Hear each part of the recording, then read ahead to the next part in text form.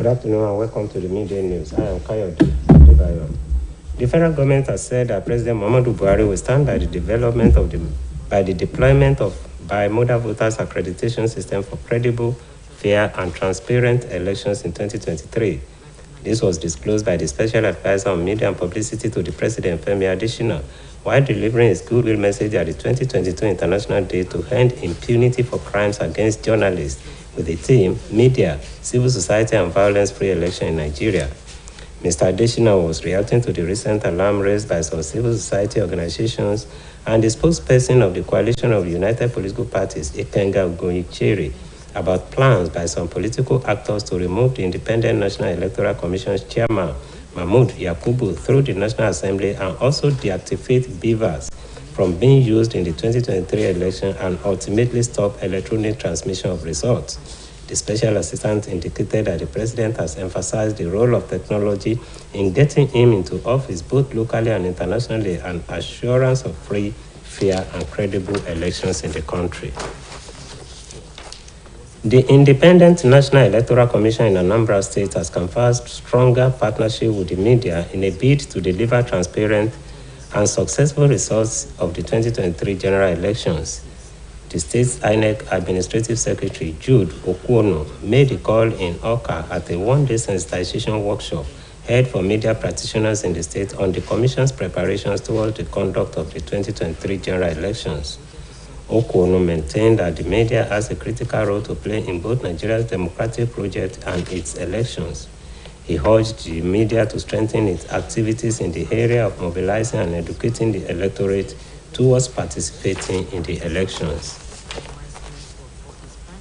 Speaker of Osun State House of Assembly, Honorable Timothy Oweye, has charged ministries, agencies, and departments in the state to raise the bar of internally generated revenue for efficient and effective budget performance for 2023 fiscal year. Honorable Oweye gave the charge while speaking at the opening of the 2023 budget defense exercise christened Budget of Consolidation. Parliamentary reporter Oluwatosin Oladokun has the details. The process and legislation rise geared toward the timely consideration of 2023 proposed estimates has begun with the appearances of the ministries, agencies, and departments of the state for the annual defense exercise.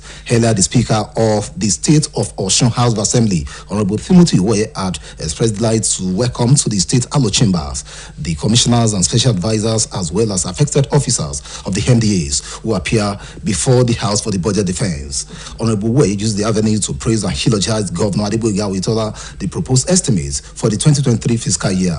The Speaker maintained that Osun State House Assembly will assert its authority and thoroughness when and where needed, so much that there won't be a room for bogus estimates. I wish to state clearly that this Honorable House will be very thorough in the consideration of this year's budget, like the previous ones, and efforts will be made to maintain the size of the budget after proper scrutiny. It therefore encouraged the MDAs to be more efficient and productive in the area of internally generated revenue in order to achieve an appreciable budget performance.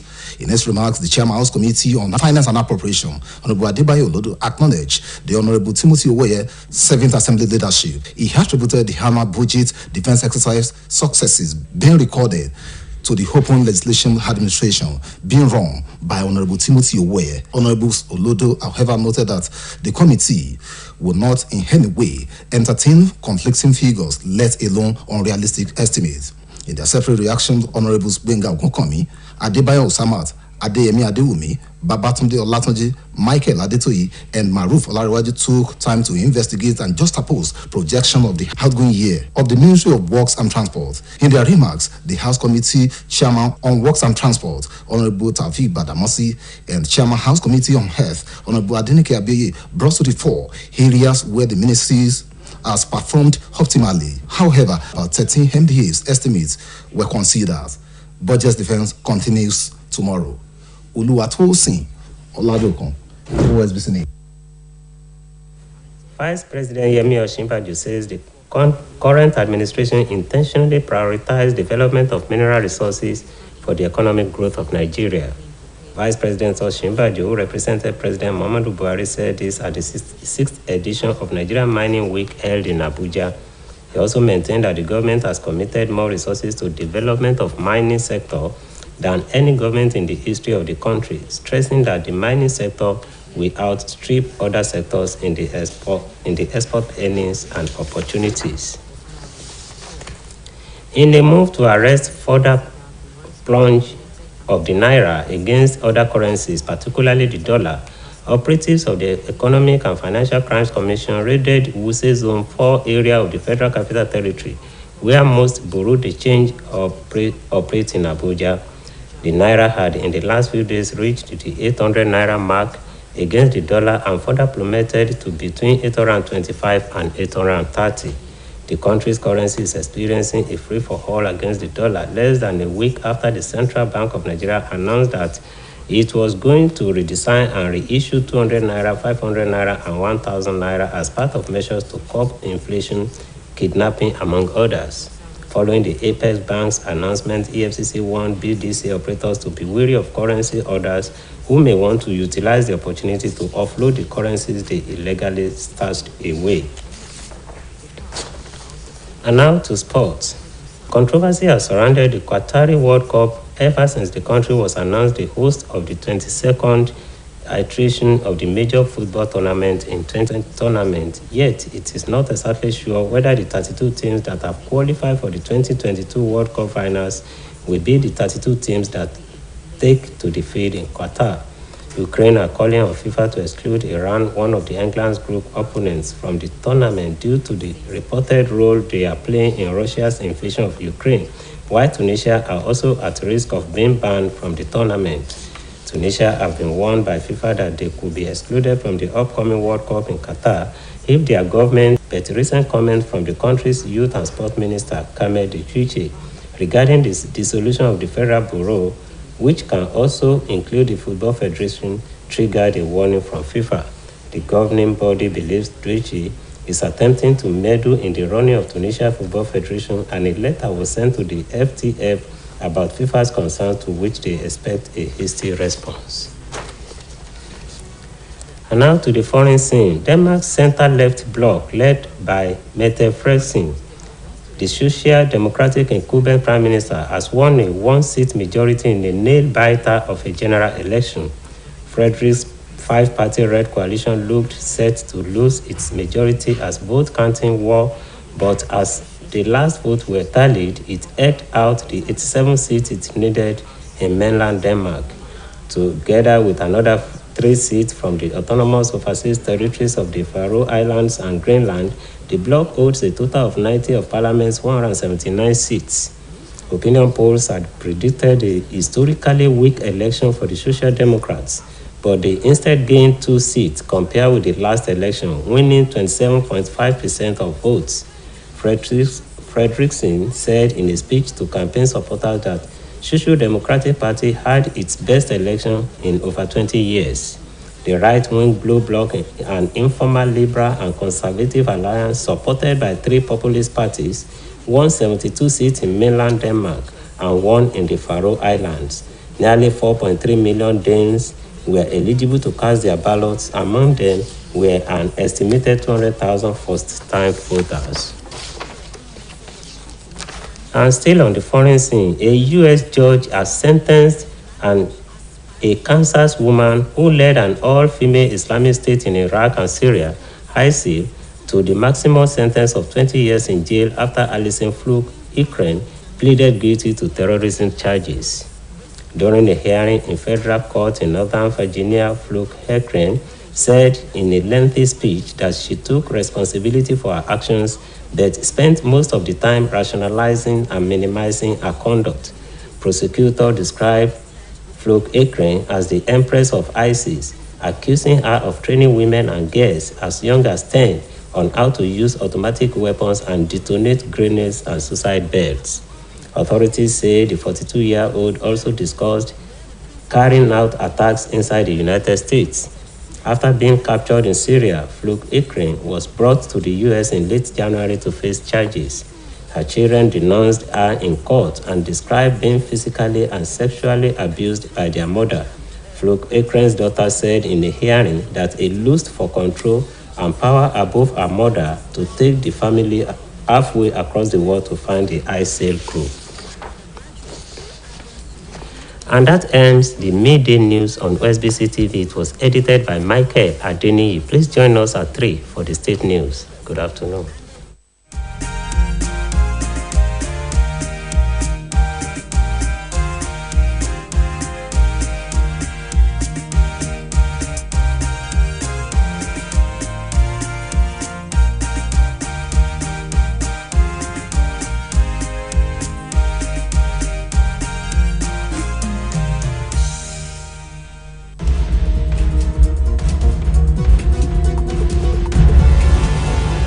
olùrànlọ́wọ́ pàtàkì fáì lórí ètò ìròyìn àti ìpolongo ọ̀gbẹ́ni Fẹ́mi Adésínà ló sọ èdè mímọ̀ lásìkò tó ń sọ̀rọ̀ ìwúrí rẹ̀ níbi àyájọ́ láti fòpin sí ìwà kò tọ́ àti ọ̀daràn sáwọn oníròyìn pẹ̀lú ẹ̀kẹ́tò ìdìbò kó lọ nírọ̀wọ́rọsẹ̀ lórílẹ̀‐èdè Nàìjíríà.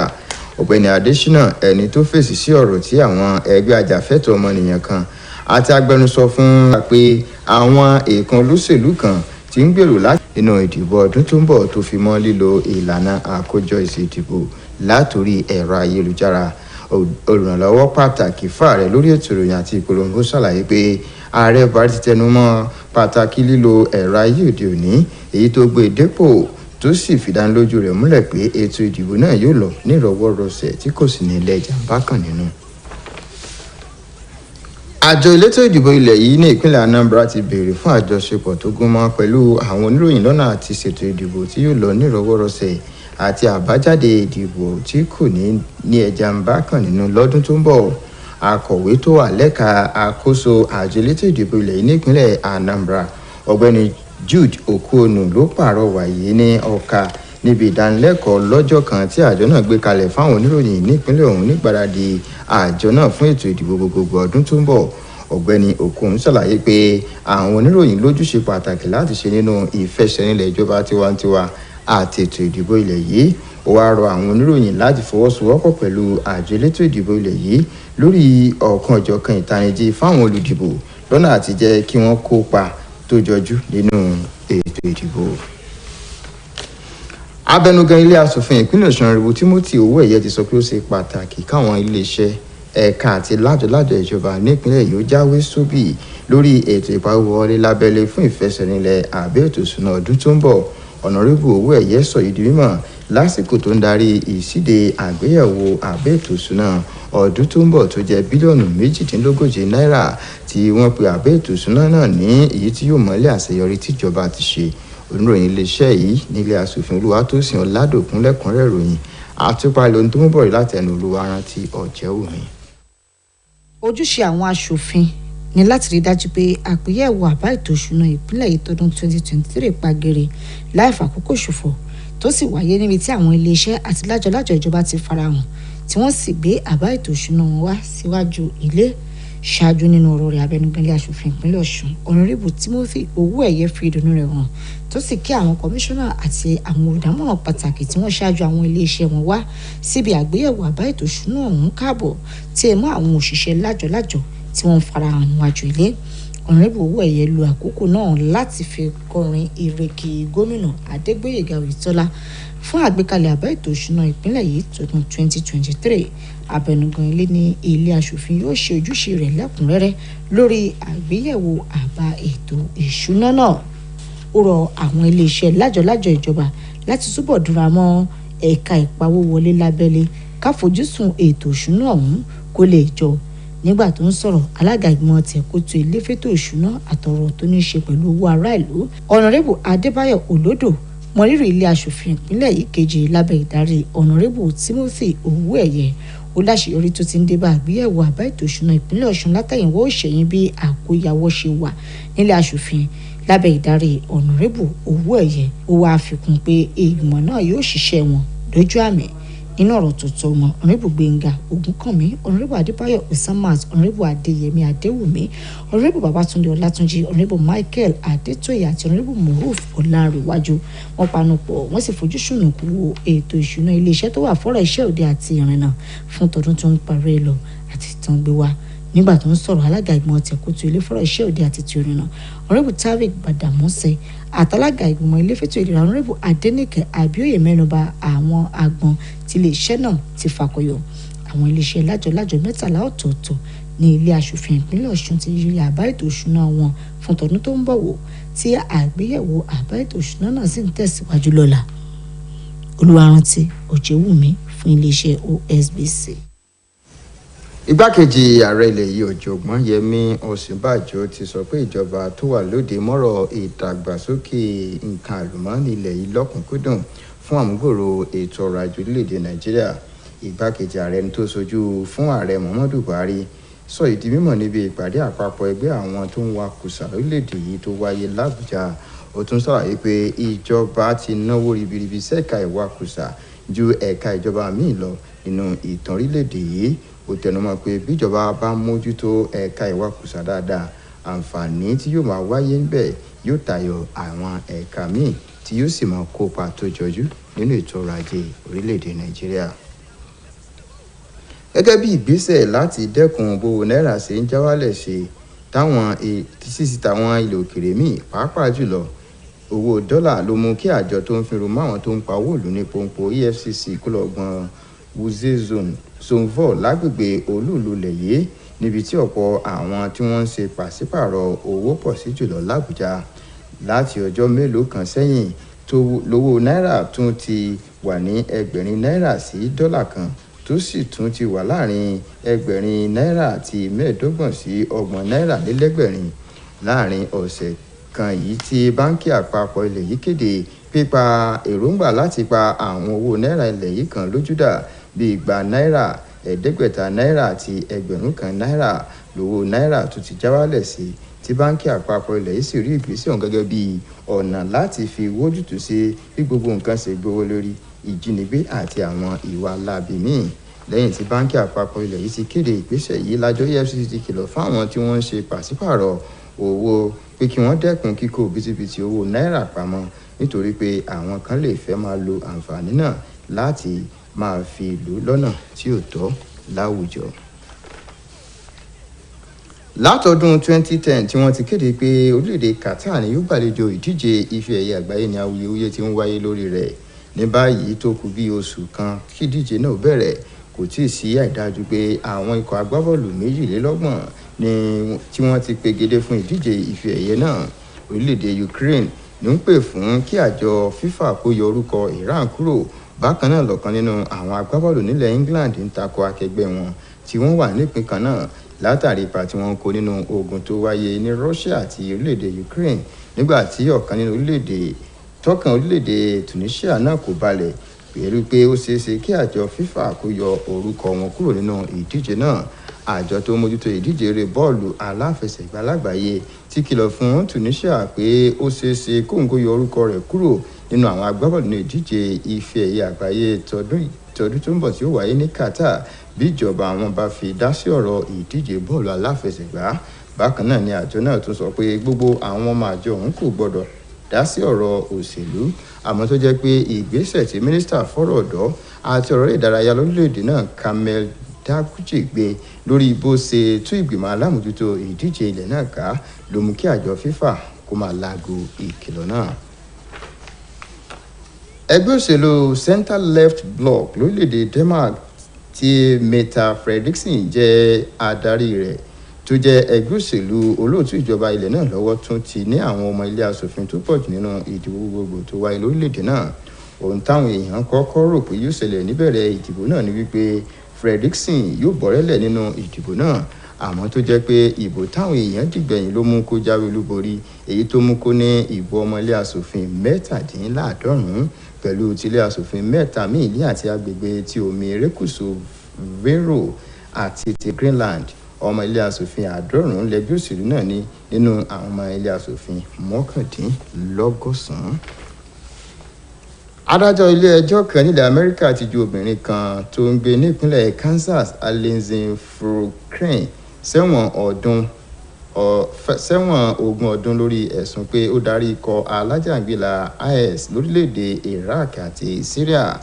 Èyí rí bẹ́ẹ̀ lẹ́yìn tí obìnrin náà ló ń jẹ̀bi ẹ̀sùn gbígbé sùnmọ̀mí níbi ìpẹ̀jọ́ rẹ̀ ní ilé ẹjọ́ gíga kan tó wà ní apá àríwá Virginia ní arábìnrin Flo Crane ti ní òun gbà pé lóòótọ́ ló ń ṣe ẹ̀ṣẹ̀ gbígbé sùnmọ̀mí.